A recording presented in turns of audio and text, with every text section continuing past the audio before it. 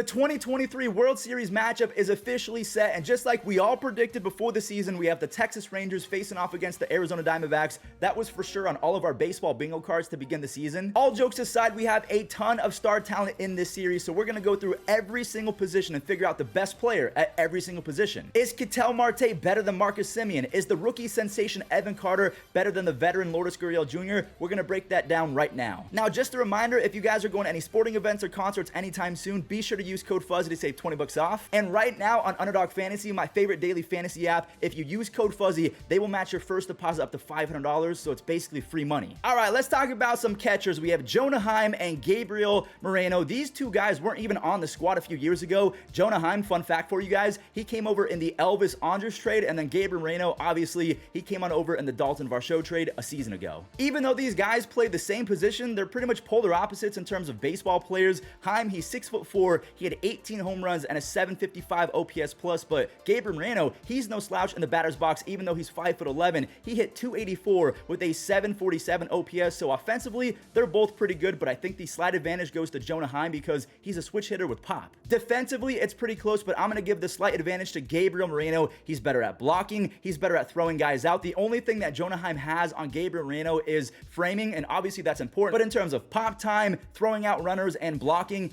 Gabriel Moreno is pretty much better at all of that. So with all of that being said, who's better, Jonah Heim or Gabriel Moreno? To me, it kind of feels like a draw. I'm going to give the slight advantage to Jonah Heim just because he's done it in pretty much back-to-back seasons. He's got the power, he's a switch hitter, he is an elite defensive catcher, even though he doesn't have the best pop time. And again, this is no shade to Gabriel Moreno. I think he's going to be a perennial all-star, but for the 2023 World Series, I give the slight, ever so slight advantage to Jonah Heim, who was an all-star this year. Now, first base is a little bit confusing because I think that we can all agree that Christian Walker is a better first baseman than Nathaniel Lowe. He's better defensively, he hits the ball harder, but the only thing is, Christian Walker has kind of been terrible in the postseason. Should we take that into account? Should we let recency bias creep in terms of these rankings? I'm not really going to allow that, so Christian Walker, to me, he's definitely better than Nathaniel Lowe, but Nathaniel Lowe, he rakes as well. In 2022, Nathaniel Lowe hit 302 with 27 home runs and an 850 OPS. In 2023, not as good. He still had a 774 OPS, but if we take a look at Christian Walker, 33 home runs, 11 stolen bases, and he had 12 outs above average defensively across the board. Christian Walker, he was better than Nathaniel Lowe. Obviously, he's not been very good in the playoffs, but for right now, for ranking sakes, we're going to go ahead and just factor in the regular season, a little bit of postseason, and I'm still going to give the edge to Christian Walker. So Gabriel Moreno, he doesn't win the catcher, but Arizona, they got first base. Marcus Semien versus the 2023 NLCS MVP, Ketel Marte. Ketel Marte, he officially has the longest playoff hitting streak ever at 16 games. So again, are we going to take recency bias into account? Sure. He's also an MLB The Show god, so I kind of want to lean towards Ketel Marte, but I can't do it. Marcus Semien,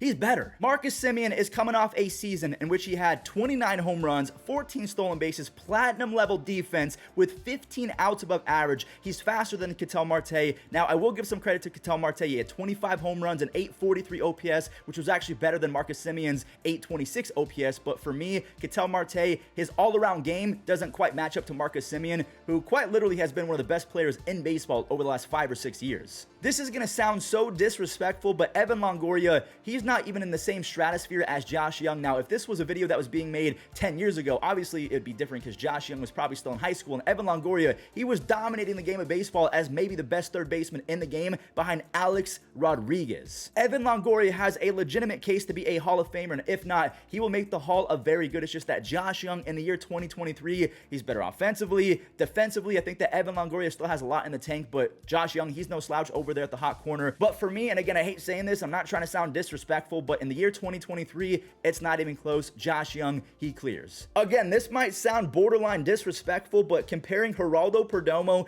to Corey Seager, it reminds me a lot of that meme, the coughing baby versus hydrogen bomb, and Corey Seager is the hydrogen bomb. I mean, there's really no comparison. Geraldo Perdomo, yes, he's going to be better on the bases and defensively, but Corey Seager is such a take offensively. He just put up the best offensive season by a shortstop since A-Rod was having a balanced breakfast. Like, A-Rod was already ultra talented, but combine that with his really not cheating breakfast, yeah, he was insane, and Corey Seager just had the best season since that point. Some of these positions we have to spend more time on the others, but shortstop, that's not really something that we have to spend much more time on because Corey Seager, I mean, If you're picking Perdomo, you're just a fanboy, right? Ooh, this is gonna be a lot of fun. We have Lourdes Gurriel Jr., the veteran, who was traded for his offense, but he actually got better defensively, and he will be taking on the rookie sensation Evan Carter, who has not really missed a beat in the playoffs after breaking out in the regular season, even though he only had 75 plate appearances. If we're talking about athletic ability, it is not even a conversation. Evan Carter, he was top 3% in sprint speed. He had more outs above average in less games than Lourdes Gurriel Jr., so defensively and on the bases, yeah, Evan Carter, he's got that easy. But I will give credit where credit is due. Lourdes Gurriel Jr. has been very good defensively this year. His arm is much better than Evan Carter's as well. But to me, their biggest differences are their skill sets in the batter's box. Evan Carter, he is going to be an on-base god because he walks a lot, and he was one of the best hitters to end the season at not chasing pitches outside the zone. Maybe as major league pitchers figure him out, that's going to get lower and lower. But Lourdes, he chases, he doesn't walk, but the guy smashes baseballs, and he doesn't miss pitches when they're inside the zone. So he doesn't strike out a ton. He hits the ball hard. He's not as fast though, so Evan Carter still has that advantage in terms of offensive talent. So for me,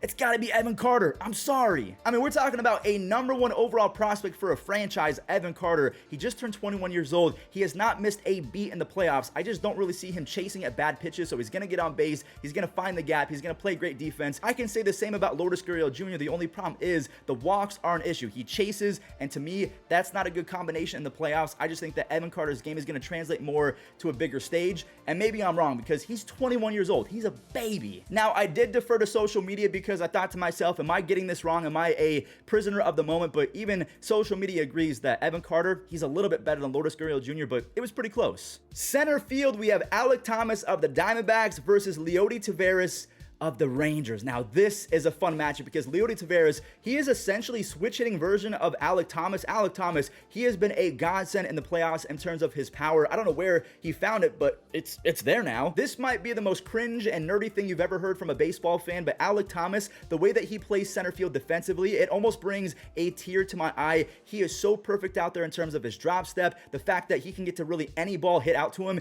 It's a thing of beauty, but Leody Taveras, he's no slouch defensively either. Actually, he's amazing out there. They're both really fast. They're both defensive wizards, but because Leody Taveras was so much better offensively in the regular season, I have to give the slight advantage to Leody. Now, I don't know if he's going to be able to keep getting on base, even though he's walking at a high clip. He's not really known for that. Alek Thomas, he's got that random pop in his bat, so it's pretty close, but to me, the advantage is still with the Rangers and Leody Taveras over Alek Thomas. Leody was top 10% in outs above average, arm strength, and sprint speed, so if we're talking about defensive gods, he's right there in the same conversation with guys like J-Rod, Luis Robert Jr., Kevin Kiermaier, and Alek Thomas. So the Rangers are kind of running away with these positions, and this is where the Diamondbacks can really gain some ground, right field. We have the 2023 NL Rookie of the Year, Corbin Carroll, facing off against the 2023 ALCS MVP, Adolis Garcia El Bombay. This is gonna be tough. You rarely see such contrasting players in the game of baseball who play the same position. Adolis Garcia, his arm is infinitely better than Corbin Carroll. Corbin Carroll, he's gonna be better on the bases. Obviously, he's got 50 plus stolen bases. He is one of the fastest humans to ever play the game of baseball, and that is not hyperbole or me being dramatic. He is that quick. Adolis Garcia, he's no slouch athletically. He's a wizard defensively. He's got a cannon. He's pretty quick on the bases. He has thunderous pop in that bat. But as an all-around baseball player, I'm still going to take Corbin Carroll,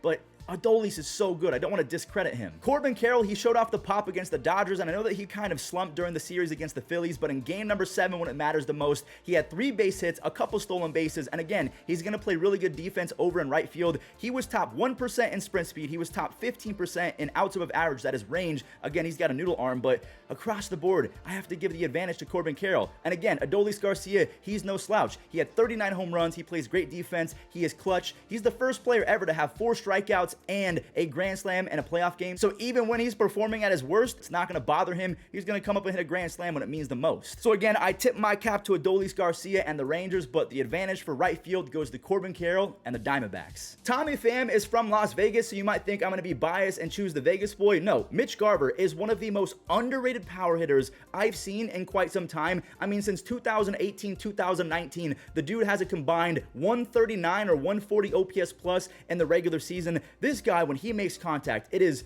it is loud. The sound is just different. I don't even know if that makes sense, but when Mitch Garver makes contact, it sounds different. Tommy Pham, he hits baseballs pretty hard as well. He's actually one of the handful of hitters in Major League Baseball who has been top 10% in average exit velocity for the last few seasons, so he smashes as well. I just like Mitch Garver's game a little bit better. I know it's kind of boom or bust, but I just think that Mitch Garver is a better hitter than Tommy Pham. Sue me. But we're not done yet. We got to talk about some pitchers. Now, even though Jose Leclerc has been pretty good for the Rangers, and then there's that one guy, Josh Sborz, I have to give the bullpen advantage to the Diamondbacks because Kevin Ginkel, he is as nasty as it gets. Paul Sewald, he has 6 saves. He is 1 away from tying the MLB record for a single postseason and 2 away from setting the record. I mean, you can't really touch those guys right now. So for me, the bullpen advantage, I know I haven't talked about every single guy in the bullpen. I mean, the fact that the Rangers have Aroldis Chapman, that's terrifying. So yeah, the Diamondbacks, they get the advantage by default. To me, I feel like the hardest rankings to choose were catcher, Gabriel Moreno versus Jonah Heim. Left field, we have Evan Carter versus Lourdes Gurriel Jr. And then the starting rotation, because Max Scherzer has been so terrible and Brandon Pfaadt, he's breaking out. Who has the better rotation between the Diamondbacks and the Rangers? So I cheated once again. I went to social media and you guys all agreed that the Rangers still have the advantage over the Diamondbacks, even though Scherzer has been basically washed up all postseason long. The counter argument is that Zach Gallen, the ace of the Diamondbacks, he has not been the ace of the Diamondbacks in the postseason. It's been Merrill Kelly and Brandon Pfaadt. Zach Gallen, he's been the 3rd best starting pitcher. So Max Scherzer, Zach Gallen, they're not living up to their potential. So we have to kind of compare Monty and Evaldi versus Merrill Kelly and Brandon Pfaadt. And obviously the advantage is going to go to the Rangers when we break it down to just those guys. Big game Nate, he's been pretty solid as well. Nathan Evaldi, and it's still Max Scherzer, a future Hall of Famer. So I love what Brandon Pfaadt has been doing. He's been a strikeout machine. Zach Gallen, I think that he's really good. He's just underperforming. And Merrill Kelly, he doesn't care about the moment. He is going to be a dog. I still have to give the advantage to the Rangers because you just have to. But that does it for today's video. If you disagree with any of my picks, I feel like the 3 most contentious picks might be that I chose Jonah Heim over Gabriel Moreno, Evan Carter over Lourdes Gurriel Jr., and the fact that I picked the Rangers starting rotation over the Diamondbacks because Brandon Pfaadt, he's been insane. And remember, 2 or 3 years ago, both of these teams were straight up bottom feeders, and the fact that they've been able to right the ship and make it to the World Series, I could not be more excited to see how this thing plays out.